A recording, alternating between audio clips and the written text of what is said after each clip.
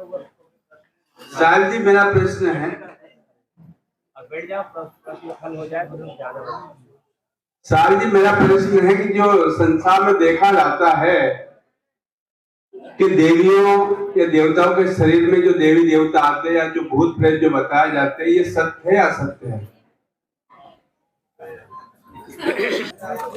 जो देवी देवता आदि की मानंदी है, एक एक उमंग है, उमंग के अलावा और कुछ नहीं। भूत प्रेत आज तक किसी ने देखा नहीं, और जो देखते हैं वो भी एक भावना के आधार पर देखते हैं, है वस्तु नहीं। मनुष्य के शरीर में आते हैं ना साहब, जो घूमते हैं और कुछ ऐसे। मनुष्य के शरीर में उमंग बताया मैंने, एक उमंग है और वो आते नहीं है। मेरे जीवन की एक घटना है, मैं उस घटना के माध्यम से आप लोगों को बताना चाहूंगा। एक बार मैं जब छोटी अवस्था में था, गांव में जमारे बोए गए, एक व्यक्ति को उमंग आई, वो कहता है मैं भीलट देवता हूँ, देवता आ गया, और वो रस्सी की साँठ होती है, वो 60 बालों से बनाते हैं, उसमें गांठ होती है। वो मेरे सामने आया और सामने आकर के मेरे को कहने लग गया कि चला चला। मेरे को कुछ उमंग तो थी नहीं, आए कहाँ से? वो कहते आओ, ऐसे करके उन्होंने एक 60 मेरे मार दिया। मेरे को भी थोड़ा क्रोध आ गया, उठाया और उसको पटक करके उसके छाती में बैठ के 2-3 लगा दिया। उसका देवता पता नहीं कहाँ चला गया, देवता का नाम निशान नहीं रह गया। ये प्रैक्टिकल है। अगर आप प्रैक्टिकल करना चाहें तो खैर कुछ हरकतें तो करनी पड़ती है। जिस किसी के देवी देवता आया उसको थोड़ी सी तरह पिन चुभा के देख लीजिए, आपको तुरंत पता लग जाएगा। ये केवल एक उमंग है और कुछ नहीं है। उमंग के जोश में आकर के व्यक्ति कूदने लगता है, लेकिन वास्तविकता कोई देवी देवता नहीं। पहली बात तो ये बता दूं आपको, देवी और देवता किसे कहते हैं? जिसके अंदर में 26 लक्षण बताए गए हैं गीता के 16वें अध्याय के 3 श्लोकों में, कि 26 लक्षण जिसके अंदर हो वो देवी देवता है। पहला बताया गया है इसमें अभ्यम, यानी निर्भय रहना। अभ्यम सत्य संशुद्धि ज्ञान योग व्यवस्थित दानं दमश्च यज्ञश्च स्वाध्याय तपयार्जवम अहिंसा सत्यम क्रोधश्च त्यागः शांति रपेशनम दया भूतेषु लोलुप्तम मार्दम हृदि चापलम। ये 26 लक्षण में सबसे पहला लक्षण है निर्भय रहना। अब जो देवी देवता के राजा वही निर्भय नहीं है, तो देवी देवता क्या निर्भय रहेंगे? इसलिए जो निर्भय नहीं वो देवी देवता हो ही नहीं सकता है। इसलिए ये केवल मानंदी है, मानंदी के अलावा कुछ नहीं। मैं जानना चाहता हूँ कि आत्मा और परमात्मा तीसरा पीयू है, और इसको अलग अलग करके विश्लेषण करके बताएं। और जैसे कहते हैं कि आत्मा और परमात्मा गुण गोबर एक ही में शान देते हैं, ठीक ठीक करके बताएं, विश्लेषण करके। आत्मा और परमात्मा तीसरा पीयू, इसके बारे में अलग अलग करके बताएं। साहेब ठीक से बैठिए, वहीं बैठ जाए, ठीक से बैठिए। शंका समाधान खत्म हो जाता है।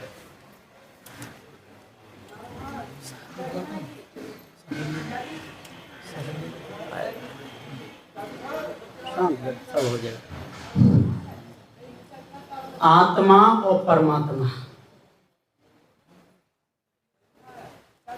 इसको जानने वाला, कहने वाला, इन शब्दों का उच्चारण करने वाला कौन है? त्रिजा में सदुदेव जी क्या कह रहे हैं? साहब कहते हैं कि ये चेतन जीव है ना, इतना गुलाम हो गया है शब्दों का कि शब्द के पीछे पड़ जाता है। जो धोखे के शब्द हैं उनका निर्णय करने लग जाता है। तो आत्मा और परमात्मा ये दोनों मनुष्य के हृदय से उठी हुई कल्पनाएं हैं सदु कवि साहब के निर्णय के अनुसार। पर कोई कोई महापुरुष कहते हैं जीवात्मा, इसका हम लोग विरोध नहीं करते। संत समाज में यदि कोई जीवात्मा कह दे तो इसका विरोध नहीं है, पर खाली यदि आत्मा कहोगे तो वो ब्रह्म सिद्ध होता है ना। और परमात्मा जब वो आत्मा है तो परमात्मा, तो जब आत्मा ही नहीं है, मनुष्य की कल्पना है, तो परमात्मा सत्य कैसे हो सकता है? यदि परमात्मा किसी मनुष्य को कहा जाए, है ना, जो उपकार करे, किसी का लाभ, किसी को लाभ पहुंचाए दे, उसको क्या कहते हैं? परमात्मा, जिसके अंदर दया हो जाए, है ना, उसको कहा गया है। लेकिन जो ब्रह्म के जो पर्यायवाची जो शब्द किए गए कि जीव कहिए, शिव कहिए, परमात्मा कहिए, ब्रह्म कहिए, मिथ्या है, क्यों? वो जीव वस्तु है और ब्रह्म, आत्मा, परमात्मा ये सब अवस्तु। तो वस्तु की उपमा यदि अवस्तु से दी जाए तो क्या ब्रह्म जीव का पर्यायवाची हो सकता है? नहीं हो सकता। तो जीव सत्य और आत्मा परमात्मा मिथ्या कल्पना। जैसे आत्मा और परमात्मा तीसरा पीयू है। जब तक आत्मा है वो खत्म हो गया पीयू भी। सुनिए तो जैसे प्रथम नंबर में आत्मा है, हाँ, तो जब तक आत्मा सभी आत्मा, सबके अंदर आत्मा है, हाँ, और जब वही आत्मा पलट करके अपने में समाज सही हो जाए, जब तक संसार में आसक्त है तब तक वो आत्मा है, और जो अनासक्त जीवन हो जाए तो वही परमात्मा तीसरा है, पीयू। तो इसको जनाने वाला कौन है? जैसे आप ऐसे महान पुरुष संत, तीसरा पीयू है, वो कौन है? हमारा गुरु है। मैं इस तरीके से जानना चाहता था। चलो ठीक है साहेब। नहीं, ये बताओ पहले हो गया?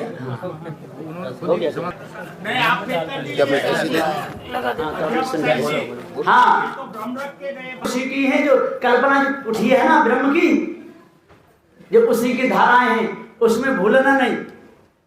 अच्छा, है ना। जैसे जीव आप हैं तो गुरुजी ने आपको पारा ज्ञान कराया, किसका कराया? आत्मा का। आत्मा का नहीं, आपका कराया। आत्मा भर में फंस जाओगे, आत्मा ब्रह्म को भी कहा जाता है। अच्छा अच्छा, है ना। अच्छा। तो आप हैं चेतन जीव, और गुरुजी ने आपको शब्द के द्वारा बता दिया, शब्द गुरु उपदेश तीनों ते छाड़ो परम निदान। जो आपने परम निदान अपने ऊपर मान रखा है ना, उसको छोड़ दो, है ना। तो जो पीव शिव जो कहा, हेलो, किसको हम छोड़ दें? जो पीव शिव आत्मा परमात्मा, क्यों कहने वाले आप? गुरुजी ने उपदेश आपको दिया है। ये जो शब्द है, ये जो आत्मा शब्द है, शब्द, खाली शब्द, शब्द को छोड़ दे। हाँ, नहीं, शब्द को मैं छोड़, जो शब्द में जो कमी छिपी है, अच्छा, उसको निकाल। ये शब्द छोड़ना, छोड़ के और चित्त दर्पण कर देगा। ठीक, समझ गए साहेब।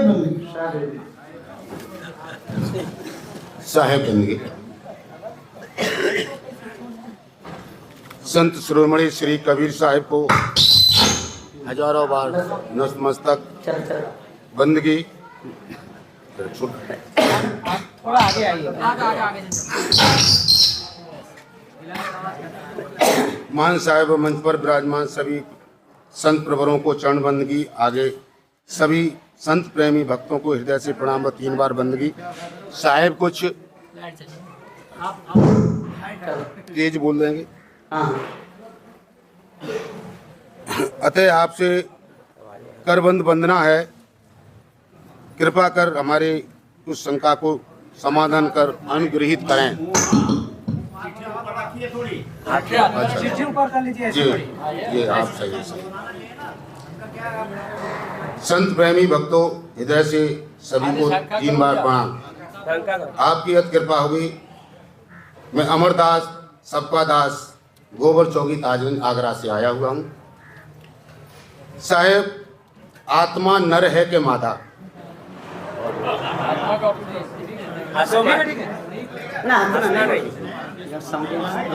आत्मा नर है के मादा?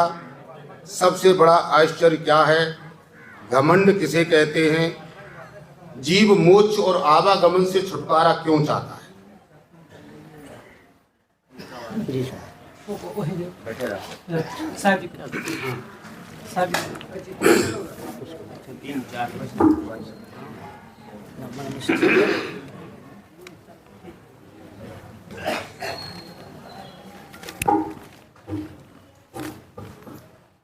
आत्मा शब्द की तरफ आपका संकेत है या आत्मा वस्तु की तरफ? पहले तो ये जानना चाहूंगा मैं। आत्मा हम लोग सभी कहते हैं आत्मा। आत्मा हम शरीर से संबंधित मानते हैं। आत्मा शब्द सदगुरु कबीर ने भी रखा है, आत्म मार पसाण ही पूजे तिनमें किछहु न ज्ञाना, इसलिए आत्मा जीव परक है। लेकिन यहाँ पर आपका स्त्रीलिंग पुल्लिंग में आत्मा केवल शब्द के ऊपर है या वस्तु स्थिति के ऊपर? प्रश्न यहाँ पर मैं पूछ रहा हूँ आपसे। अगर आप आत्मा शब्द को लेते हैं तो आत्मा शब्द स्त्रीलिंग है, लेकिन वस्तु परक अगर लेते हैं तो स्त्री है ना पुरुष है, दोनों नहीं। अगर वस्तु स्थिति पर लेते हैं तो ना वो स्त्री है और ना ही पुरुष है, लेकिन केवल शब्द के ऊपर लेते हैं तो आत्मा शब्द स्त्रीलिंग में है। दूसरा, पुनर्जन्म होता क्या है? पुनर्जन्म होता है एक शरीर से दूसरा शरीर धारण कर लेना, इसका नाम है पुनर्जन्म। अब इसमें विभिन्न शंकाएं हो सकती हैं आपको, लेकिन प्रश्न के आधार पर मैं इतना ही कहूंगा, क्योंकि प्रश्न का उत्तर उतने में ही होना जितने में प्रश्न है। आपने पूछा पुनर्जन्म होता क्या है? पुनर्जन्म होता है एक जन्म से दूसरे जन्म को चले जाना, दूसरे शरीर धारण कर लेना। जीव मोक्ष आवागमन क्यों चाहते हैं? इसलिए जीव दुखी है और कोई भी व्यक्ति दुख से छुटकारा चाहता है, इसलिए ये मोक्ष चाहता है, कल्याण चाहता है। दुख कोई नहीं चाहता है, सुख शांति सब चाहते हैं। और कभी ये हमारा जो स्वरूप है ये ज्ञान स्वरूप है, ज्ञान स्वरूप होने के कारण से इसे शांति प्रिय है, इसलिए यह मोक्ष चाहता है। हंता की हनिए पाप दोष ना गिनिए, ऐसा नहीं कि हमें कोई मार रहा है तो हम उसको भी मार दें। सदगुरु कबीर ने कहा वो तो वैसा ही हुआ तू मत हो आयान, तय गुण तय वो निर्गुणिया तय गुण बनता मत एक ही में शान। मान लीजिए कबीर साहब की बात भी आप नहीं मानते, कोई बात नहीं, हो सकता है उसने अभी तक आपको जो कह रहा है तो आपके पुनर्जन्म का कुछ बदला हो जिसके कारण से वो मार रहा है, तो अच्छा है, लाभ आपका कि पुनर्जन्म का जो बदला हो उसको खत्म हो गया। अगर नहीं भी है तो कर्म उसका बन रहा सामने वाले का, आपका नहीं। इसलिए इस दोनों दृष्टि से ही उचित है कि आप उसे क्षमा कर दें। तीसरा, क्रोध करना चाहिए नहीं। क्रोध हमेशा दुख रूप है। क्रोध पहले हमको जलाता है तब बाद में दूसरे को, इसलिए क्रोध तो बिल्कुल करना ही नहीं चाहिए। हाँ, लेकिन क्रोध में अंतर होता है। क्रोध में अंतर ये होता है, एक क्रोध होता है ऊपर का दिखावा और एक क्रोध होता है अंतरात्मा से। जैसे कोई बच्चा आपका गलत काम कर रहा है या कोई शिष्य गुरु के समक्ष गलत काम कर रहा है तो गुरु उसे दंड देता है, क्रोध के आवेश में आकर के नहीं, बल्कि उसके सुधार के लिए। वह क्रोध नहीं है। जो क्रोध है पहले आपके शरीर में उत्तेजना पैदा करके तब क्रोध आता है, और तब आप उसको नीचा दिखाने के लिए या उसको हानि करने के लिए आप क्रोध करते हैं तो वो क्रोध है। लेकिन यदि उसकी न हानि है, हानि नहीं होते हुए उसका लाभ हो रहा है और आपके शरीर की भी किसी प्रकार की हानि नहीं हो रही, आपके अंदर में उत्तेजना पैदा नहीं हो रही है, बिल्कुल सही दिमाग सही सलामत है, तो वो क्रोध नहीं कहा जाता है। पाप क्या है ये सब जानते हैं। आत्मा के विरुद्ध को प्रतिकूल कर्म जितने हैं वो सब पाप हैं। आप नहीं चाहते हैं कि मेरी चोरी कोई करे, मुझे कोई गाली दे, मेरी कोई निंदा करे, मेरी कोई चुगली करे, मुझे कोई दुख दे। यदि वही कर्म आप करते हैं दूसरे के प्रति, वह पाप है।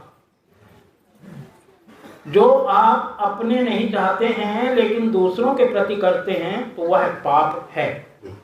बड़ा आश्चर्य क्या है? सबसे बड़ा आश्चर्य क्या है कि मृत्यु हमेशा सदैव बनी हुई है, लेकिन फिर भी हम मृत्यु को टालना चाहते हैं, बचना चाहते हैं। घमंड किसे कहते हैं? घमंड का तात्पर्य है एक प्रकार का प्रमाद। जब ज्ञान का प्रमाद हो, बल का प्रमाद हो, शक्ति का प्रमाद हो, बोलने का प्रमाद हो, ये सब घमंड के अंदर आते हैं। इसलिए बोलना तो पड़ेगा। इसमें दो प्रकार का है। जो पर होता है उसे घमंड कहते हैं, जो स्व होता है वो घमंड से अलग होता है। जैसे आप पूछें आप कौन है तो मुझे बताना पड़ेगा मेरा नाम ये है या मैं ये अमुक व्यक्ति हूँ, इसमें कोई घमंड नहीं है। लेकिन वही शब्द मुझे क्या समझ रखा, मैं हूँ, ये घमंड हो जाएगा। बस अंतर थोड़ा सा इसमें है। इसलिए घमंड की परिभाषा हो जाना कुल हंसो छठी तुम्हारी हो जगह, तू कब चला, इसलिए घमंड से कहते हैं। हाँ, इसमें मुझे थोड़ी शंका हो गया आपका। पशु होता है, पुरुष पुरुष होता है, स्त्री स्त्री ही रहती है, इसमें बदलाव नहीं होता है। और ये विशेष करके बता दूं खोल करके ब्रह्म कुमारी का सिद्धांत। किंतु मैं कहता हूं कि यदि ऐसा ही है तो फिर आपको भक्ति भाव साधना अभ्यास करने की कोई जरूरत नहीं है। इसलिए सद्गुरु कबीर ने कहा नारी रचनते पुरुषा पुरुष रचनते नार, पुरुषा ही पुरुषा जो रचते विरले। इसलिए यह बिल्कुल गलत बात है कि पुरुष पुरुष ही रहेगा, स्त्री स्त्री ही रहेगी। ये परिवर्तन, इसमें 3 परिवर्तन है। थोड़ा समय 1 मिनट का समय लेना चाहूंगा आप लोगों से। 3 परिवर्तन है। पहला परिवर्तन है देह का। देह परिवर्तन में आता है स्त्री से पुरुष और पुरुष से स्त्री, ये देह का परिवर्तन है। दूसरा परिवर्तन है खानी का परिवर्तन। खानी का परिवर्तन है मनुष्य से पशु पक्षी या पशु पक्षी से मनुष्य, ये खानी का परिवर्तन है। तीसरा परिवर्तन है योनिज और अयोनिज, जो मैंने कुछ देर पहले कहा था।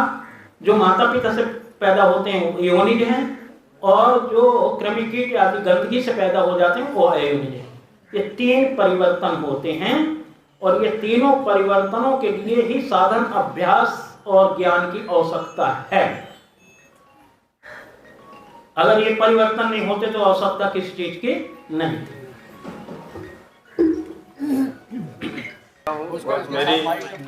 के बाद जब जड़ तत्व अपने अपने तत्वों में सम्मिलित हो जाते हैं, जब मृत्यु हो जाती है तो जड़ तत्व पानी पानी में चला जाता है, वायु वायु में, अग्नि अग्नि में, और आकाश पोल है वो शून्य है, शून्य है। लेकिन चेतन तत्व अपने चेतन तत्व में सम्मिलित क्यों नहीं होता? पहला प्रश्न ये है। दूसरा है अवस्थाएं जागृत सपन सुषुप्ति तुरिया, इसके बारे में थोड़ी हमें विशेष कष्ट करें।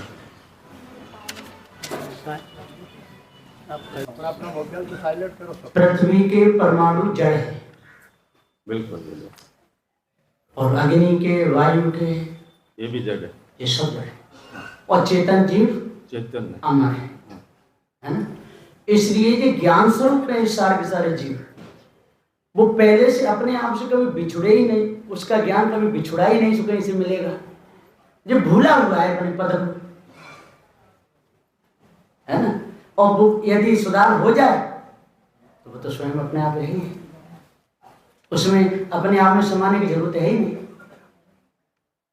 समवाय संबंध है जीव का और ज्ञान का, समवाय संबंध है। जैसे जल का और शीतलता का समवाय संबंध है, अग्नि अग्नि की उष्णता का समवाय संबंध है, और पृथ्वी पृथ्वी कठोरता का समवाय संबंध है, और वायु वायु कोमलता का समवाय संबंध है, और जीव और ज्ञान का समवाय संबंध है। ये जड़ तत्व है, ये भी अजर है, ये नष्ट नहीं होते। कौन जड़ तत्व है? अजर अमर हैं वो नहीं होते, लेकिन वो जड़ हैं, चेतन हैं। हम उनको जानते हैं, वो हमको नहीं जानते। इसलिए तो फिर हम अपने आप से बिछुड़े कब थे, सो अपने आप में समा गए। हाँ, और कार्य और कारण, जैसे पृथ्वी जलवायु अग्नि है ना, जित कारण कारण सहित है, और चेतन जीव कार्य कारण रहित है। इसलिए वासना बस शरीर धारण करता है, और वासना मिट जाए अपने आप में है खत्म। दूसरा है अवस्थाओं के बारे में थोड़ा जानकारी प्रदान कीजिए। जागृत स्वप्न सुषुप्ति तुरिया और तुरिया अतीत क्या है? जागृत स्वप्न सुषुप्ति तुरिया ये तो शरीर की अवस्थाएं हैं, शरीर की अवस्थाएं हाँ, हैं, चेतन की अवस्थाएं। जैसे जागृत अभी आप कायम बैठे हैं, ये जागृत अवस्था है, जागृत अवस्था शरीर की अवस्था है। हाँ, और जनैया कौन है उसका जागृत अवस्था का? अच्छा, चेतन जीव है। तो आप जान भी रहे हैं कि मैं अभी जग रहा हूं, आप जग रहे हैं सो रहे हैं? तो सुनो इतना ही देना, आप अभी जग रहे हैं कि सो रहे हैं? और सोते समय हाँ आप सोते हैं कि जगते हैं? हाँ। और चेतन जीव सदा जगता ही जगता है, कभी सोता नहीं। चेतन तो हमेशा एक दृश्य था। हाँ, और यदि आपको कोई पूछे आप कहाँ से आए हो, तो आप कहोगे अभी मैं आराम कर सो करके आया। तो उसको आप जानते हैं कि नहीं, मैं सोया नहीं था, जग ही रहा था, ये भी आप जानते हैं। तो जागृत स्वप्न सुषुप्ति तुरिया ये अवस्था है, इनका जानने वाला कौन है? जीव है, इनसे अलग है। तो सुषुप्ति अवस्था में जागृत अवस्था कहाँ चली जाती है? कौन से में? सुषुप्ति अवस्था में तो शरीर की बता रहा हूं ना भाई। हाँ, शरीर ये सुषुप्ति अवस्था में चला जाता है। हाँ, वो शरीर हाँ। वो बताता है। आप बताते हो नहीं, आज मैं ऐसा सोया कि मुझे ध्यान नहीं रहा, तो कहीं कौन रहा है? जब ध्यान नहीं रहा तो वो चेतन कह रहा है। तो फिर तो वो जग रहा है, तब कह रहा है। यदि वो नहीं होता तो कहता क्या? कहते हैं आज मैं ऐसा सोया तो मुझे ध्यान ही नहीं रहा। ध्यान है तब तो कह रहा है आज बड़े सुख के नींद में सोया। हाँ, वो तो कह रहा है, वो हाँ। की एक रस मालूम, वो उससे प्रतीत होती है कि एक रस है ये। हाँ। हमेशा चेतन रहता है, तीनों अवस्था, चारों पांचों अवस्था में चेतन रहता है। वो रहता है तब तो कह रहा है कि आज मैं ऐसा सोया पता नहीं रहा। और ये भी कहता है कि आज मैं सो ही नहीं पाया पूरा चलता। तो ये नींद क्यों आती है अभी? जी इंद्रियों की शिथिलता है, शरीर की शिथिलता, थकान। और जीव हमें जगता है, चाहे आपको लोहे की कुर्सी पे बैठा दो, चाहे चांदी की भी बैठा दो, चाहे सोने की भी बैठा दो, आप तो वही रहेंगे ना। कुर्सी को बदला होता है।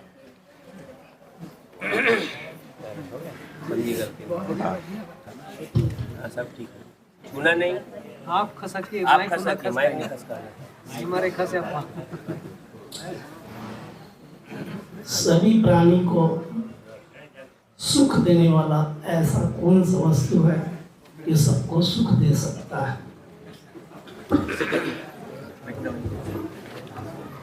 सद्विचार।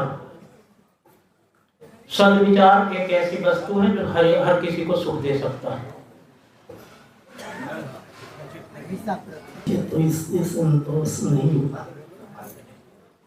नहीं, अगर संतोष है तो इसमें आप तर्क दे सकते हैं। अपना विचार यह है, हमको सुख देने वाला दिखता है तो प्रकृति के सिवाय और सुख देने वाला कोई दिखाई नहीं पड़ता। प्रकृति में सुख और दुख देने का ज्ञान है ही नहीं। ये सब संचलित करता है आत्मा को। प्रकृति में संचित करने की कोई शक्ति नहीं आत्मा को। जब तक कि प्रकृति नहीं रहेगा तो जीवन नहीं चल सकता है। प्रकृति का जीवन से संबंध अवश्य है, किंतु चेतन से कोई संबंध नहीं। चेतन कैसी संबंध नहीं? इसलिए संबंध नहीं है कि शरीर में रहते हुए भी चेतन इससे अलग है। उसी प्रकार जिस प्रकार से घर और घर में रहने वाला आदमी, वो तो समझ में आता है कि जो चेतन अलग है इस चीज को मैं मानता हूँ, परंतु चेतन के साथ में हमारा प्रकृति में रहेगा, चेतन क्या कर सकता है? मैंने बताया साधन साध्य कभी नहीं होता है, साध्य साधन कभी नहीं हो सकता है। ये साधन है, साध्य नहीं। साध्य इससे अलग है। साधन के से हम कार्य करते हैं, साधन के द्वारा जानते हैं, लेकिन साध्य साधन नहीं होता है।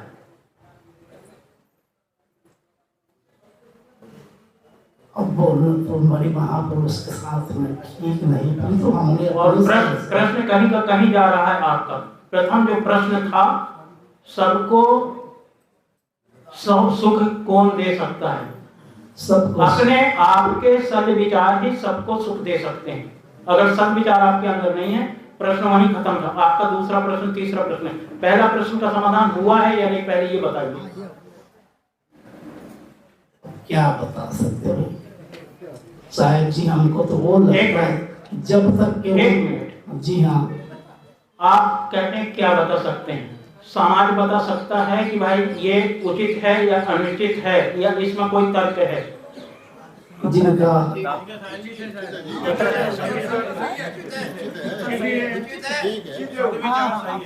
अपना सच्चाई है, अपना वो सारिष्ट विजय प्राप्ति करने वाला है और सुख देने वाला में तो इन्हीं अपने आत्मा को मोक्ष के द्वारा ले जाने वाला आपने जो बात किए हैं, परंतु ये शरीर के ऊपर में जो संचलित कर रहा है अपने सोच के अंतर्गत में, हम समझते हैं कि प्रकृति के सिवाय हमारा आत्मा को कोई सुख देने वाला नहीं दिखाई। चलो एक मिनट और है। चलो आपको दूसरे ठीक है, आपने जो बोला इसमें संतोष है। दूसरे तरीके साहेब बंदगी साहेब, एक दूसरे तरीके से लो, कोई बात नहीं, हो गया।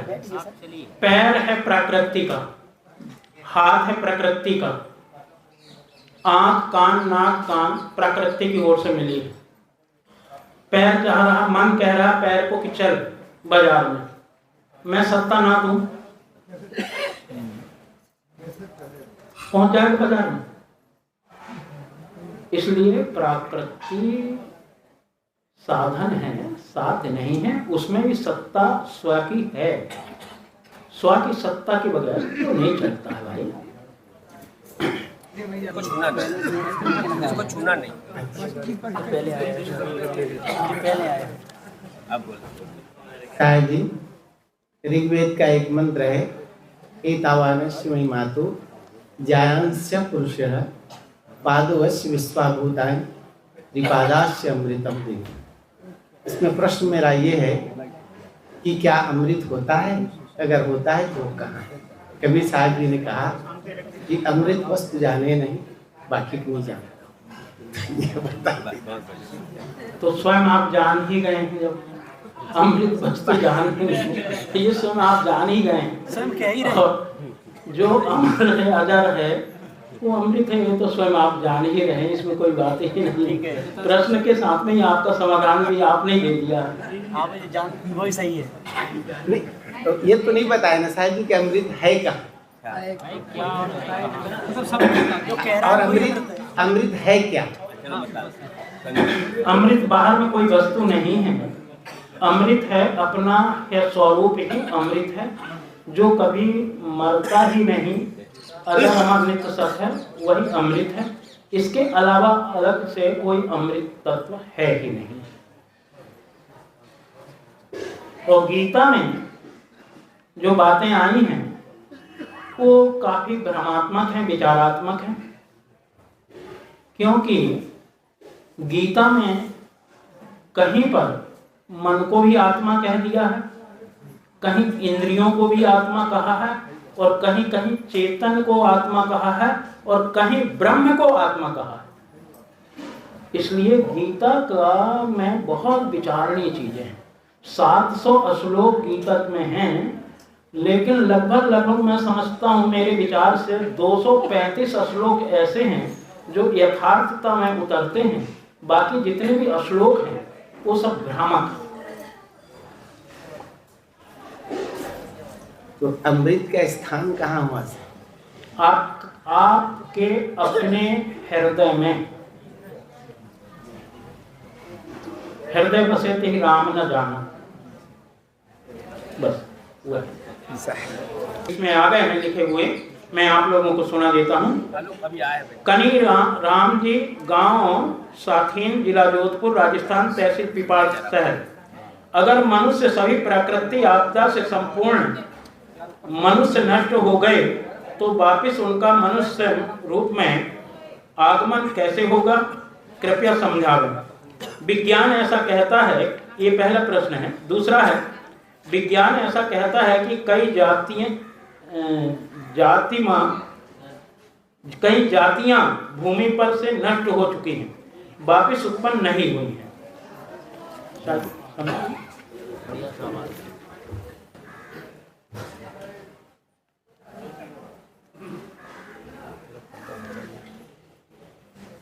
ऐसा न कभी हुआ है न होगा, क्योंकि सभी प्रकृति आपदा से नष्ट हो जाए, है ना। यदि ऐसा पहले कभी हो गया होता तो आज नहीं होता, है ना?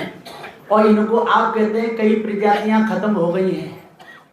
अपनी इस पृथ्वी पर ऐसे ऐसे क्षेत्र हैं कि 2-2 हजार किलोमीटर तक चले जाइए, वहां पर पेड़ ही पेड़ है, निकलने को जगह नहीं है। 750 किलोमीटर कोस बताते, 750 कोस। अभी तो हवाई जहाज से पहुंच जाते हैं, रास्ता तो अभी नहीं है। हिंगलाज, यदि कोई अभी तक हिंगलाज गया हो तो बताए थे, है ना। हवाई जहाज से हेलीकॉप्टर से जाते हैं, कहते हैं वहां पर ज्योति जल रही है, ऐसा लोग बताते हैं। मैं गया हूं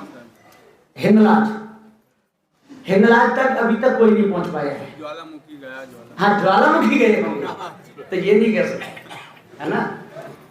हिंगलाज में गप्पी लोग बताते हैं कि एक धाधु भगत पहुंचा था, जब 750 कोस तक रबड़ा है और 750 कोस बांस बिरे है ना, उसमें पशु ही पशु रहते हैं, है ना। मनुष्य अभी तक गिनती नहीं कर पाया है, वैज्ञानिक की भी वहां तक अकल नहीं पहुंची। सब कबीर साहब पहले लिखे कहें कबीर विज्ञान पद भूल रहे गलता, इनके वैज्ञानिकों के अंदर भी भूल है, और छोटी मोटी भूल नहीं है, विशेष भूल है। तो पहली बात तो प्रकृति आपदा से न कभी ऐसा कभी हुआ है और न होगा।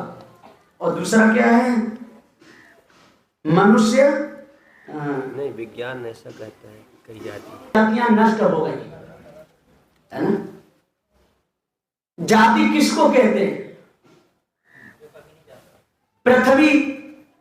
पृथ्वी जाति, जल जाति, अग्नि जाति और वायु जाति। जो इनके परमाणु होते हैं, इनकी पहचान अलग है ना। और इन्हीं से उनके शरीर बने हैं, है ना। तो उसी रूप में, उसी काया के वहां में पृथ्वी में थल चर्बी अंदर इतने हैं कि आप गिन नहीं सकते ना। कई जानवर, छोटा सा एक होता है घूस, हमारे मंत्र में निकलता है। और सुअर का शरीर कितना बड़ा है और वह घूस का कितना बड़ा है, लेकिन फोटो में देखना, क्या वो सुअर से कम है क्या? वो सुअर ही है। जो घूस कहते हैं इसको, वो कौन है? वो सुअर है। उसको यदि कोई छोटा सुअर कह दे तो इसको कोई शंका की बात नहीं। तो ऐसे भी है ना। और जिसने वासना त्यागी वही मुक्त है, और जिसने नहीं वासना त्यागी तो किसी न किसी रूप में शरीर धर के भटक रहा है। और तीसरा क्या है, विज्ञान ऐसा कहता है कि हाँ बस हो गया, कहाँ गए आपका ये ना, ठीक है, हो गया समाधान। वहाँ से बंदी कर पेशेंट है तो वो पेशेंट है कि नहीं है, और यदि पेशेंट है तो वो छोड़ना चाहिए कि नहीं, साहे करने से। सदुसी कबीर साहब ने कहा है, जहानो अमल सो सबे हरामा, वो वैष्णव है तो छोड़ना चाहिए। साहे बनने के, साहे बनने प्रश्न है कि जो प्रारब्ध वाली जो बात है कि जिसके प्रारब्ध में जो चीज होती है उसको मिलती है, सही है गलत है? जैसे मान लो किसी का गए तो कहीं चाय पिया अपन ने, किसी के घर गए तो कोई सेवफल खाया, कोई केला खाया, कहीं दूध पिया, तो सब प्रारब्ध की चीज है कि भाई वैसे जाते तो मिल जाते? प्रारब्ध कहते किसे हैं? एक उदाहरण के लिए मैं समझाना चाहूंगा। ज्यादातर यहाँ किसान भाई बैठे हुए हैं।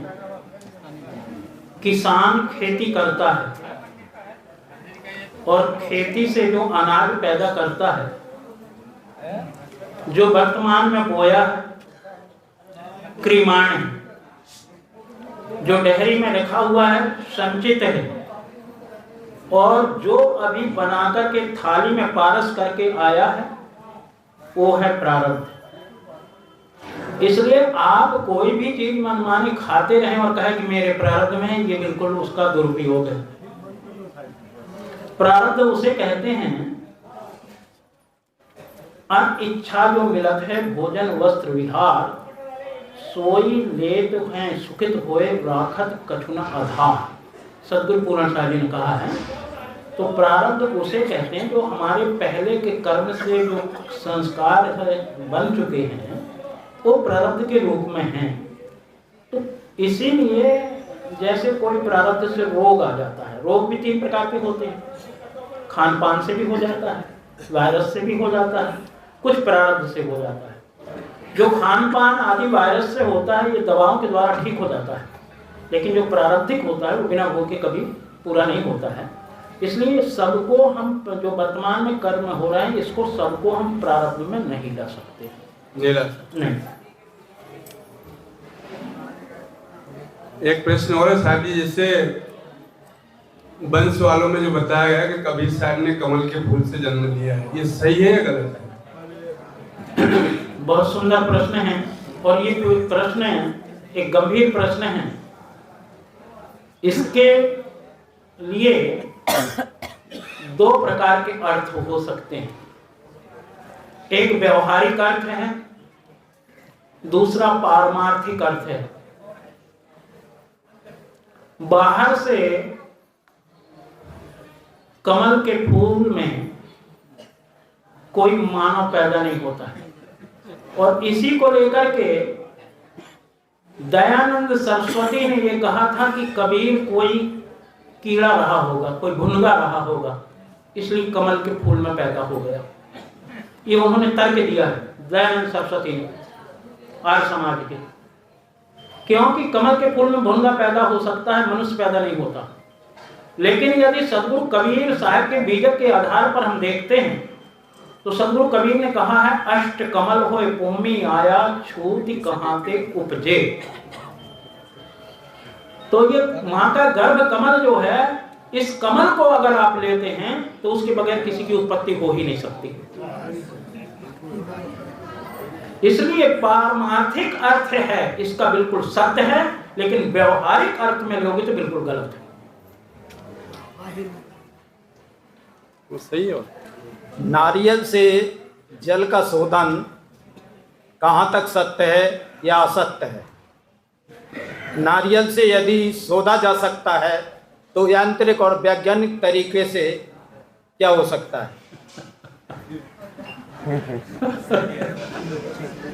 चलो भाई ठीक है।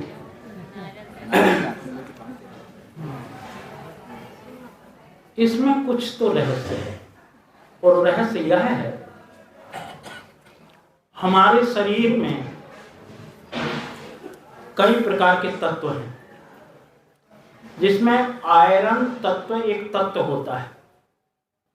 जिसके शरीर में आयरन विशेष होगा कुछ लक्षण पानी का मिल जाता है, कुछ संपूर्ण नहीं कह सकते, क्योंकि आप लोगों ने वो कहानी सुनी होगी। हाँ, आपने सुनाई है इसी विषय में तो हम कहानी नहीं कि कोई पैसा पानी देखने वाला आया, वो बहन ने सोची घर में कि जरा इसकी कुछ परीक्षा लेकर के तो देखें। पति ने बड़ा आदर स्वागत किया। वो बहन क्या की, थोड़ी उसने चतुराई करी, क्योंकि किसी की परीक्षा लेना है तो चतुराई करनी ही पड़ती है। अपने पति देव की थाली में चावल परोसा, उसके ऊपर बहुत सा घी डाल दिया ऊपर में, और जो देखने वाला आया था उसकी थाली में घी उसको भी दिया, लेकिन किया क्या, नीचे घी रख के ऊपर से चावल रख दिया। अब पारस करके जब सामने थाली आई, उसने देखा है इसने अपने आदमी की थाली में तो घी दे रखा और मेरी थाली में, क्या ये स्वागत करना भी नहीं जानते? अतिथि का भी स्वागत नहीं जानते लोग, कैसे अतिथि का स्वागत किया जाता है? उसने कहा बहन तुमने कुछ भूल कर गई हो क्या? कहा भैया नहीं तो मैंने कोई भूल नहीं की। नहीं नहीं, कुछ भूल तो कर गई है। कहा नहीं, कोई भूल हो ही नहीं सकती। तो कहा फिर तुम्हारे पति की थाली में घी और मेरी थाली में का वो हो। यही तो समस्या है। बोले 1.5 इंच नीचे का घी तो नहीं देख सकता है, 400 फीट नीचे का पानी बताने जा रहा है। किंतु पानी नहीं साहब, घी बताया वो पानी ये एक उदाहरण है। वास्तविकता पानी में कुछ चीजें सत्य हो सकती है, जैसे मैंने बताया कि आयरन तत्व जिसके शरीर में विशेष होता है, कुछ संघटनाएं होती हैं, घटती हैं, लेकिन इसे कोई गारंटी से 100% दावा करके नहीं कह सकता कि मैं जहां पानी बता रहा हूं बिल्कुल ठीक हो जाए। कोई माई का लाल पैदा नहीं हुआ आज तक जो ये कह दे कि 100% गारंटी से मैं कहता हूं। हाँ, कुछ लक्षण वृत्ति चलती है और उस लक्षण के आधार पर वो बताते हैं कि पानी की मात्रा यहाँ होगी, और सत्य भी निकल जाती है। कभी कभी सत्य भी निकल जाती है, और एक नहीं कई घटनाएं हैं सत्य निकली हुई भी। इसलिए इसके विषय में ठोस ये नहीं कहा जा सकता कि बिल्कुल सत्य ही है, ऐसा नहीं कहा जा सकता। जैसे मेरे पास आयरन की कमी है और मैं आयरन की 10-5 टैबलेटें खा लूं और फिर सो दूं तो भी नहीं होगा। वही तो इसलिए नहीं होगा कि प्राकृतिक आयरन और कृत्रिम आयरन दोनों में धरती आसमान का फर्क होता है। प्राकृतिक आयरन स्वाभाविक आपके शरीर में उत्पन्न होता है, और ये आयरन ऊपर से आपने लिए, इसलिए वो नहीं संभव है। साहिब अगर हमारे द्वारा किसी भी प्राणी की मौत हो जाती है तो उसका पाप होता है या नहीं? साहिब। अच्छा, लक्ष्मी मैम, अनजाने में जब आप जानते ही नहीं हैं तो उसका पाप पुण्य से कोई संबंध ही नहीं। बाद में पता चलता है कि हमारे हाथ से ये हो गया तो पश्चाताप होता है। अच्छा, और वो पश्चाताप प्रायश्चित है उसका, आपने जान करके नहीं किया। पाप उसका लगता है जिसको जान करके किया जाए। जैसे कोई सर्प घर में निकलता है, लोग जानबूझ करके उसकी हत्या कर देते हैं, मार देते हैं, वो जानबूझ कर किया गया है। बलि का बकरा जब ले जाता है व्यक्ति जानबूझ करके ले जाता है। आपके पैर में चींटी अगर मर जाती है उसका कोई पाप नहीं लगता है, और अगर इसका पाप लगता है तो हम सब भी पापी हो जाते हैं, क्योंकि किसानों का अन्न हम सब खाते हैं और किसान अन्न पैदा करता है। पता नहीं कितने जीव मरते होंगे उसके हल से, उसके बैलों के पैरों से, उसके पैरों से, लेकिन वो अनजाने का पाप पुण्य है, और अनजाने का पाप अनजाने के पुण्य से समाप्त होता है। जैसे वो अनाज पैदा करता है, अनजाने में कितने पशु पक्षी चींटी कीड़े मकोड़े खाते हैं, वो अनजाने का पाप अनजाने का पुण्य से समाप्त होता है। इसलिए अनजाने का कोई पाप होता ही नहीं। तो साहिब जी, किसान जानबूझ करके दवाई छिड़कता है फसल पे, सब्जियों पे, फिर उसका कीड़ों को मारने के लिए, तो फिर उसका लगता है कि उसको लगता है वो अनजाने का नहीं, वो जानबूझ करके खरीद जाता है ना। और हमारी भी जहाँ खेती है जी, है ना, संत गुर्जर कह देते हैं जो हो जाए सो हो जाए, और ना हो तो ना हो, और बढ़िया से बढ़िया एकदम अच्छी फसल होती है, पहले से होती चली आ रही है। एक प्रश्न और साहिब, हाँ, शरीर के अंदर जीव का निवास किस स्थान? शरीर के अंदर संत गुरुजनों के द्वारा हमको ज्ञात हुआ है और दृढ़ विश्वास भी है कि शरीर के अंदर जीव जैसे रेलगाड़ी ड्राइवर चलाता है तो कहाँ रहता है? सामने रहता है ना, वही उसका हृदय है। इसी पर गाड़ी चलाता है तो कहाँ रहता है? स्टेशन पर नहीं रहता है। इसी प्रकार के हृदय में बात होता है। माइक के करीब साहेब बंदगी,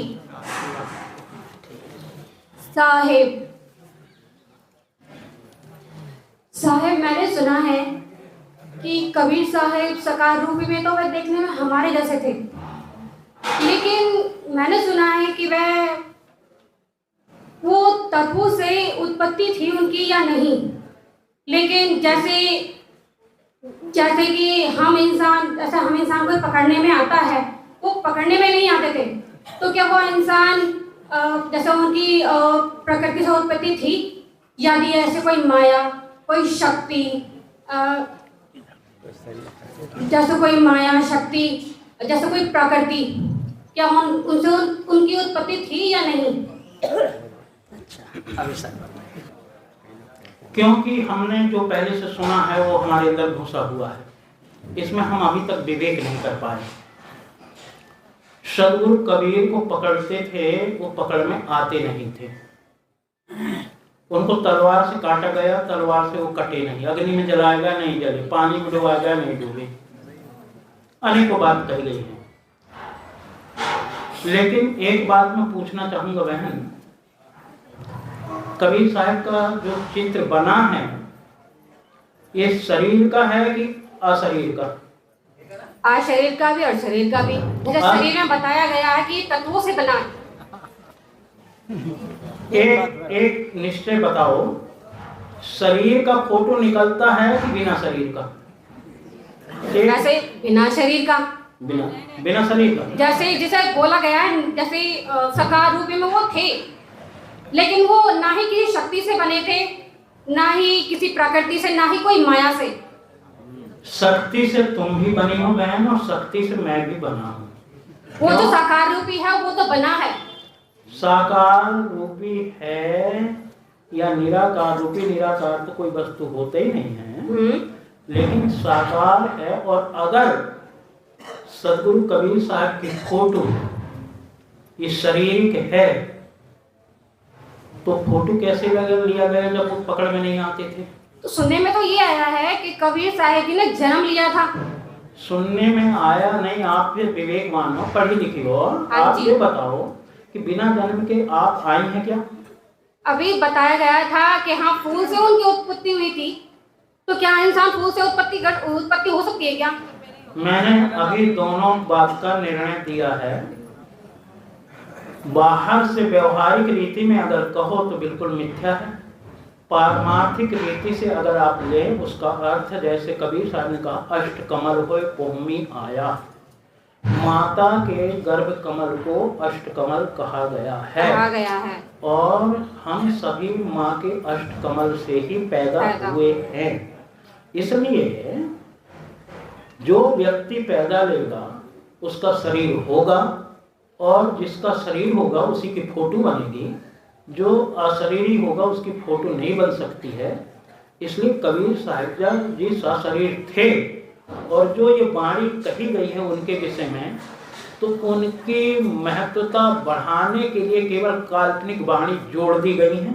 इसलिए इसमें विवेक करने की बहुत बड़ी आवश्यकता है, क्योंकि कबीर साहब ने स्वयं कहा है बिना विवेक भटकत फिरे पकड़ शब्द की,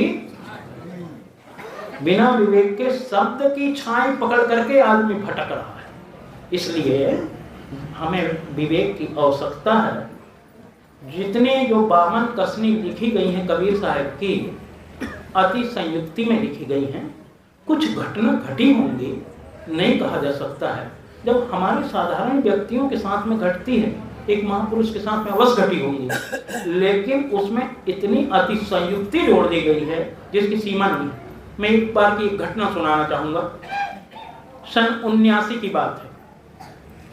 सन 79 में मैं हरिद्वार गया था गीता पढ़ने के लिए।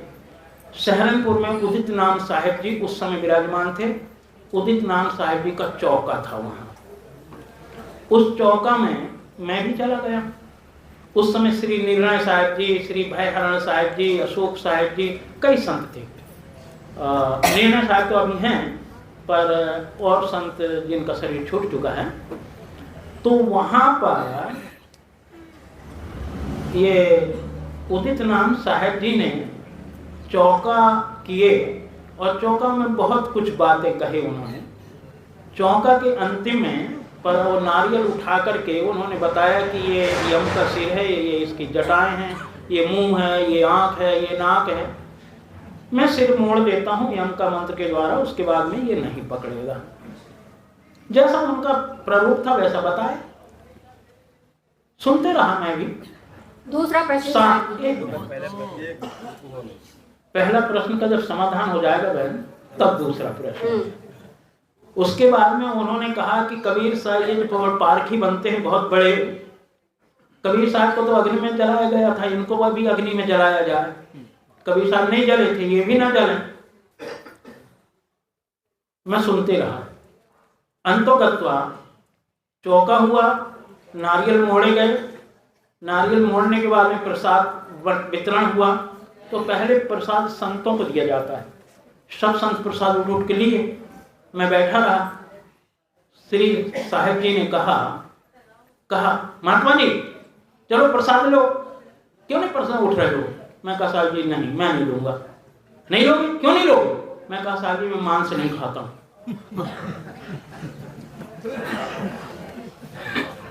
बोले क्या ये मांस है? मैं कहा साहब जी आपने अभी कहा कि ये यम का सिर है, ये आंख है, ये नाक है, ये कान है, जटा है, मैं मोड़ देता हूँ। फिर आपने यम नहीं पकड़ा। बकरा का यदि सिर काट दिया जाए तो शेष क्या होगा? मांस या कुछ और? मांस। वहाँ कुछ लोग विचारक भी थे, सब खड़े होकर कहने लगे साहब जी हम बिल्कुल ठीक कह रहे हैं, हम भी नहीं लेंगे प्रसाद।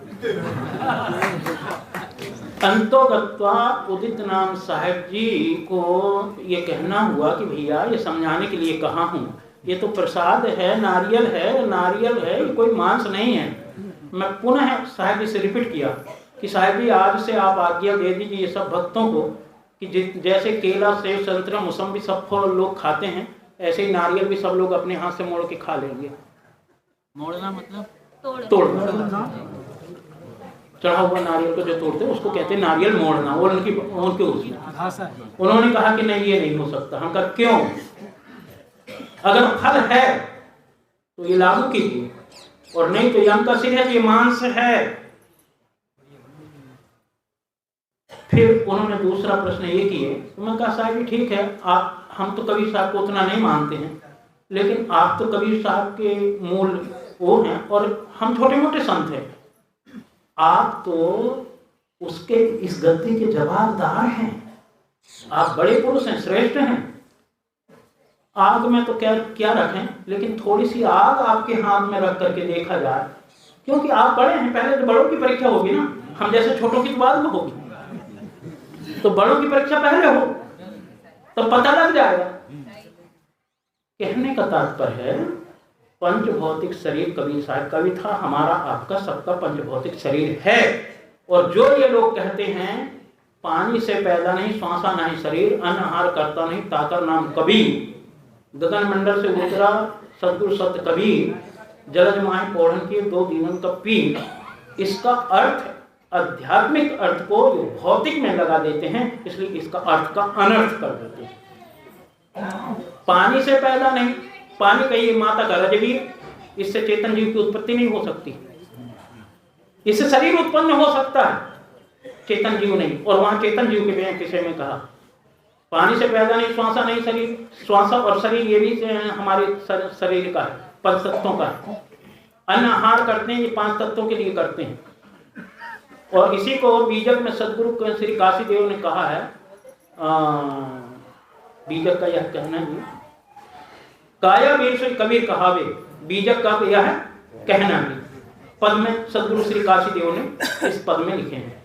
तो इसलिए हमें अभिधा शक्ति, मैंने कई बार निवेदन किया हूं, 3 शक्तियां होती अर्थ करने की, अभिधा शक्ति, लक्षणा शक्ति और व्यंजना शक्ति। यदि ये 3 शक्ति को नहीं जानता व्यक्ति तो उसका अर्थ का अनर्थ हो जाता है। और इसी प्रकार मैंने कई बार घोषणा किया है, रामायण में 135 जगह पर अर्थ का अनर्थ किया गया इसी कारण से। तो इसलिए बहन इसका अर्थ का अनर्थ न करते हुए विवेक से काम लिया जाए। ठीक है, समझ में आया ये बात? हाँ, अब बताइए दूसरा प्रश्न। दूसरा प्रश्न है कि मैं सुना है कि पृथ्वी की रचना, मतलब इस सृष्टि की जो रचना है वो तीनों देवताओं ने की है, लेकिन वो मिथ्या है। इससे पहले जो रचना हुई है, जो निरंजन का वास दिया हुआ है, जिन्होंने बताया हुआ कि सृष्टि की रचना उस निरंजन ने की है, वो कौन है? और जिनकी इससे सृष्टि की रचना हुई है वो दूसरी मतलब स्त्री कौन है? बिल्कुल ठीक बहन, जिस आंख से आप अपने पुत्र को देखती हैं, दूसरे के पुत्र को भी उसी आंख से देखना चाहिए। दूसरे के पुत्र के लिए वो आंख टेढ़ी नहीं करनी चाहिए। हमारा पुत्र अगर जरा सा काम तिरछा देख रहा है, दूसरे का पुत्र जरा सा तिरछा देख रहा है तो काना, और हमारे पुत्र की पूरी आंख बैठी है तो वो भी ठीक। ये पक्षपात गलत। जैसे तीनों देवताओं का आपने कहा कि वो गलत है, इसी प्रकार निरंजन का भी गलत है। कोई उसमें दोष राय नहीं है, कोई निरंजन नहीं है, कोई कुछ नहीं है, ये केवल कल्पना की बातें हैं। कहां से लाया था आकाश, किसमें प्रथम किया वो खास, करके खूब अच्छी सलाह मुझको ठीक ठौर बतला दो। जिसने किया जगत वो उत्पन्न, उसका सही पता बता, उसका सही पता बता। किसने किया, किसने देखा? कबीर जब यह जगत नहीं था, रहा एक भगवान, जिन्हें देखा न दसो, रहा कौन माता। इसलिए बहन, जो तीनों देवता की बात आप गलत कह रही हैं, उसी प्रकार निरंजन की भी बात गलत है। आप अपने पक्ष में आकर के ये कह रही हो कि निरंजन से ये रचना हुई है, बिल्कुल गलत। सुनने में तो आया है कि योगिनी माँ या निरंजन ने इनकी सृष्टि की रचना की। सुना है। विवेक किया क्या? विवेक किया क्या? सुना तो है, आपने सुना, मैंने भी सुना, लेकिन उसमें विवेक करने की भी जरूरत है ना। जब तक विवेक नहीं होगा बहन, सत्य तक कहा गया है, अंधश्रद्धा की दीवार में विवेक के झरोखे जब तक नहीं होंगे, तब तक आत्म रूप सूर्य का प्रकाश तुम्हारी अंतःकरण रूपी कोठरी में नहीं पहुंच सकता। इसलिए अंतःकरण रूपी कोठरी में प्रकाश करना है तो विवेक की महती आवश्यकता है। इसलिए विवेक करो और तब बचियो। जब विवेक आपके पास में होगा, भ्रमजाल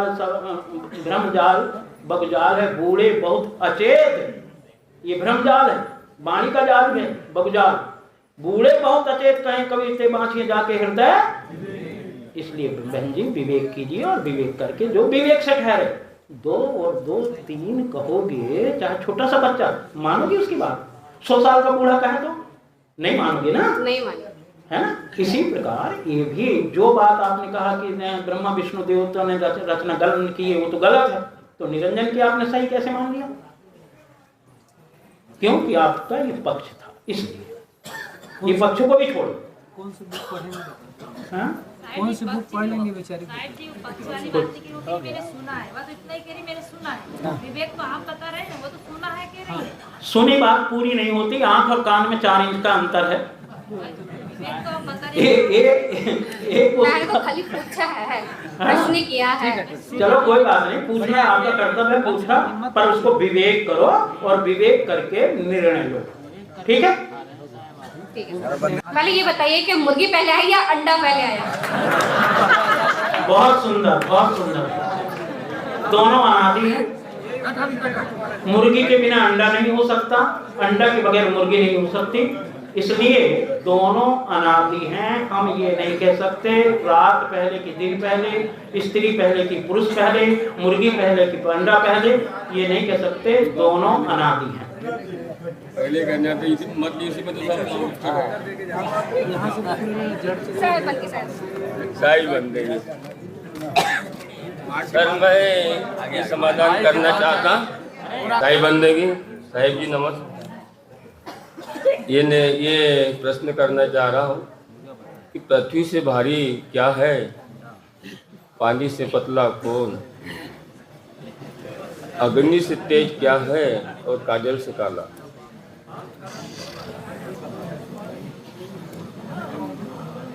पहले कलंक से चलिए। ठीक है। काजल से काला क्या है? कलंक। जी। कलंक न लगे ऐसे कभी कर्म मत करिए, है ना। जी। और अहंकार से भारी कोई नहीं। झूठा मिथ्या अहंकार लिए बैठे हैं कि ईश्वर है, ब्रह्म है, और उसके लिए मालाएं हिला रहे हैं। उत्तराखंड में जाके 12-12 बजे तक तपस्याएं कर रहे हैं ना। अहंकार से वो अहंकार छा जाता है, और है कुछ भी नहीं। जैसे अभी बहन जी ने कहा ना, निरंजन। निरंजन किसको कहते हैं मालूम है? उत्तर बाद में दे दिया उसने सब। हाँ, तो इसी प्रकार से अहंकार है। इस मिथ्या अहंकार को छोड़ दो। और पृथ्वी से भारी पूछा था और पानी से पतला। हाँ, और पानी से पतला ज्ञान है। यदि ज्ञान आपके अंदर पूरा हो गया, किसका? बाहरी, अपने स्वयं को नहीं। स्वयं तो चेतन जीव ज्ञाता है, ज्ञान स्वरूप है। जो ज्ञान होता है वो श्रेष्ठ है। पानी से पतला है, पृथ्वी से भारी समझ में नहीं आया। और जो पृथ्वी से भारी है ना, पृथ्वी से तो हल्का क्या है? जल है। और जल से अग्नि, और अग्नि से वायु। पर चारों तत्व बराबर है, ना किसी को हल्का कह सकते, ना किसी को जो अभी भारी, है ना। तो इससे जो पृथ्वी से भारी है, जो सबको जाने, जो सबका निर्णय करे, सबकी खोज को निकल ले और अलग हो जाए, वो भारी है। गंभीरता अर्थ तो और भी बताते हैं लोग अलग अलग, पर जो मेरा जो निर्णय है सदगुरु समझ में आया है वो बताया। काजल से काला कलंक है, ये भी माना। और अग्नि से तेज क्रोध है, और पानी से पतला ज्ञान। ये ज्ञान हर चीज को सिद्ध करके मतलब तरल कर देता है। एक प्रश्न मेरे को, और भाई का पृथ्वी से भारी मेरे समझ में नहीं आया। वही तो बता रहा हूँ, दे रहा हूँ। आपकी समझ में जो आ गया हो उसको भी बता देना। मैंने सुना है पृथ्वी से भारी पाप है, तो वही तो मैं कह रहा हूँ। पहले सुनिए, पहले जहाँ भारी, पाप को भारी कैसे कहेंगे? लोग कहते हैं, कई जगह मैं भी सुना हूँ कि पृथ्वी से भारी क्या है? पाप है। ऐसे लिख करके रखे। पर जहाँ भारी का मतलब होता है गुरुत्वाकर्षण, है ना, वजनीक, जो सबको जान करके और सबको पहचान करके उसकी ड्राइव रहे और सब उसको जाने, है ना, सब सम्मान करके, वो कौन है? वो भारी भरकम, उसे कहते हैं। मैंने सुना है। तो दूसरा प्रश्न, मरने के बाद आदमी जब यमराज के पास जाता है, नचिकेत एक राजा था, और नचिकेत नहीं उतना ही करो, कहानी मत सुनाओ, नहीं हमने कर रहा। तो अपने ये जीवात्मा से मतलब सवाल करता है कि 3 लोग का राज्य देता हो, और जो वस्तु चाहे पृथ्वी संसार में वो मतलब वो भी देता हो, और 12 महीने मौसमी फल है जो भी, वो भी तेरे को देता हो, जो भी लगे सब देता हो। कौन कह रहा है? यमराज। हाँ, और नचिकेत संवाद है। तो अपने पास ऐसी कौन सी चीज है कि अपने को इतना सारा दे के मांग रहा? पहले यम के पास जीव जाता है, तो यम किसे कहते हैं? कौन सा यम उसके पास जाता है? सुना है शायद, सुना है ना। तो इसको त्याग दो कि वो जो बेकार की बात है, किसी भी यम के पास जीव नहीं जाता। यम कौन है? जो अटकावे, भटकावे, लटकावे, वही यम है ना। और उसके पास में जीव जाएगा तो 84 के चक्कर काटता रहेगा, कभी अलग नहीं हो पाएगा। और जो आपको बताया है कि यमपुरी के अंत है, वहां पर जीव जाता है, यमराज बैठा है, ये बेकार धोखे की बात है। सही बात। नचिकेत और नचिकेत में क्या अंतर है? वो छूट गई वो तो बात। अच्छा। तो यही खत्म हो गई कि वो आपका वो है ही नहीं। अच्छा, तीसरा प्रश्न ये है, क्या बोलना चाह रहा था? मैंने बहुत जगह देखा साहब, पति और पत्नी में झगड़ा क्यों होता है? और झगड़ा ऐसा होता है कि कई बहनों की जिंदगी मतलब तय हो गई, प्रोजेक्ट दे दी, और आदमी तो 10 बार शादी कर लेगा, बाकी अपनी बहनों में माता की एक ही बार शादी होती है। तो ये बड़ी कामनाओं की पूर्ति ना होने से पति पत्नी में झगड़ा होता है। और जो विषय बंधन है ज्ञान का नहीं, बस विषय वासनाओं का बंधन है। ये टूट जाए तो झगड़ा खत्म, पत्नी स्वतंत्र, पति भी स्वतंत्र। चौथा प्रश्न यह है कि अपन सोने के बाद अपने को नींद लग जाती है, अपन नींद में अच्छा सोते हैं, अपने को सपने में दिखाई देता है, बोलते भी है, और अपन मतलब उस जगह दिखती भी है। तो वास्तविक ये चीज है क्या जो सपने में दिखती है? अनादिकाल से आप शरीर धरते छोड़ते चले आ रहे हैं। कभी सपने में ऐसा भी लगता हुआ कि मैं आकाश में उड़ रहा हूँ, कभी ये लगता है कि जल में तैर रहा हूँ, कभी ऐसा लगता है मैं चिड़िया तो नहीं पर घोंसला बना रहा हूं, है ना? तो उन सारी खानियों में यात्रा करते हुए आए हो, आज उन संस्कारों को मिटा दो, भाई साहब हो जाएंगे। समाधान होगी। गुरुदेव की जय।